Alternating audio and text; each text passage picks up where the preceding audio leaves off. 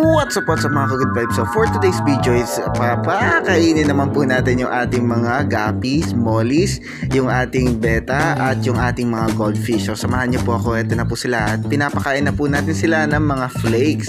So yan po yung pinakamagandang pagkain ng ating mga guppies at mga mollies sapagkat yan po ay nakalutang lang po at hindi po yan na, kumbaga hindi po niya papalabo yung tubig, hindi po katulad ng ibang mga feeds type na mga pagkain is mabilis po sila lumabo. Aside from that, meron din po tayong filtration system.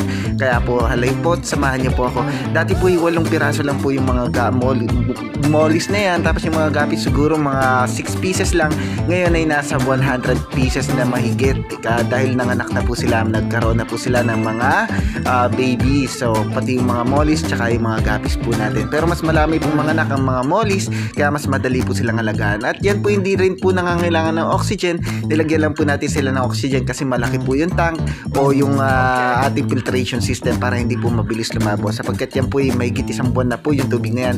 So tinanggal ko po yung flash, so hindi po natin makita yung mga isda, kaya ibabalik na lang natin yung flash. Let's go. Ito naman po yung ating betta fish. So ang pagkain naman po ng betta fish na pinapakain natin is pwede rin po yung mga feeds na maliliit, pero para malinis po lagi yung tubig nila is yung flakes lang po.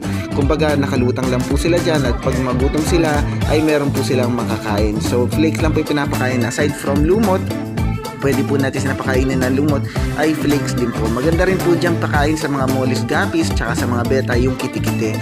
Kaso nga lang po, sa ngayon po, yung mahirap pong makahanap ng mga kitikite. So yan po yung ating beta na si Bluey. Ayan. So ito naman po yung ating mga goldfish. Yung pinapakain naman po natin sa kanila ay floater.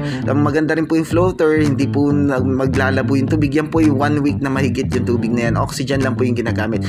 Napapansin po natin na medyo mas mabilis po maglabo ng tubig yung mga goldfish kesa sa mga guppies, mollies, at meron din po tayong isang playco na tagalinis ng kanilang house, so ng kanilang mga tahanan. Yeah, let's go. So meron pa po tayong 5 goldfish na natira. So napakaganda po at nakakatanggal po ng stress. Talaga naman po napakasaya po mag-alaga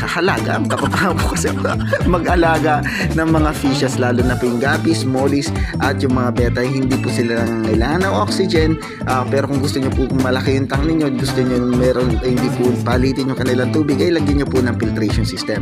At isa pa po technique, huwag po kayong magpapa-overfeed. So dapat tansyado nyo lang po yung pagkain nila. Ako po pinifeed ko lang po sila ng 2 times a day. So isa sa umaga, isa sa gabi. So kung magadalas naman po nyo silang pakainin, kung gusto nyo naman po madalas silang pakainin, ay paunti-unti lang po, kahit ilang beses nyo silang pakainin.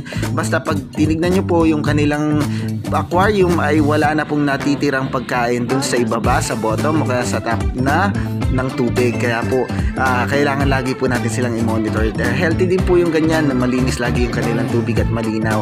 At ayan po, talaga napaka satisfying po dahil napakarami na po nating isda. Nag-umpisa lang po tayo sa 8 plus 6, siguro mga 14 pieces. Ngayon po mahigit na silang 100 at mabilis po silang magparami within a month, lalo na kung ready to breed na po yung mga guppies, mollies ninyo. Pag bumili po kayo, bili po kayo ng pares. Halimbawa 2, 3 lalaki, tapos 3 babae, 1 lalaki, para mabilis po silang magparami.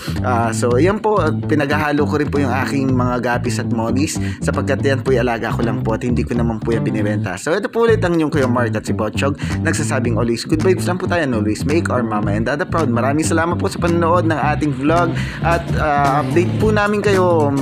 Please like, subscribe to our channel sa YouTube channel at follow nyo na po ang ating Facebook page para sa more update po natin sa ating mga videos, at update po namin kayo sa mga parating nating videos. At abangan nyo po yung pong pinapitray po nating business in the future, at samahan nyo po at araw-araw po tayo mag-vlog. Let's go. Salamat po. Maraming salamat. Bye bye. We'll see ya. Share up.